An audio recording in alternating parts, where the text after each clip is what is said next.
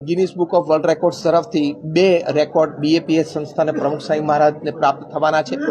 પ્રમુખ સ્વામી મહારાજ એમના જીવનકાળ દરમિયાન 1200 મંદિરોની ભેટ સમાજને આપી. એટલે ગિનિસ બુક ઓફ વર્લ્ડ રેકોર્ડ્સના ઓફિશિયલ્સ યુકેથી એટલે કે ઇંગ્લેન્ડથી ખાસ પધારવાના છે.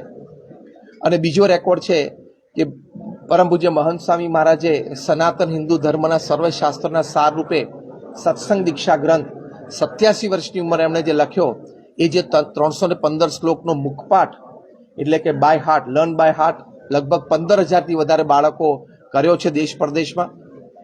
દેશ પરદેશથી 15,000 બાળકો એક જ ગણવેશમાં આ મહોત્સવમાં ત્યાં સત્સંગ સભામાં બિરાજમાન છે. સમૂહમાં આ શ્લોકોનું ગાન કરશે. જીવનલક્ષી વાતો અને આધ્યાત્મિક વાતો બધી જ આ શ્લોકોમાં છે.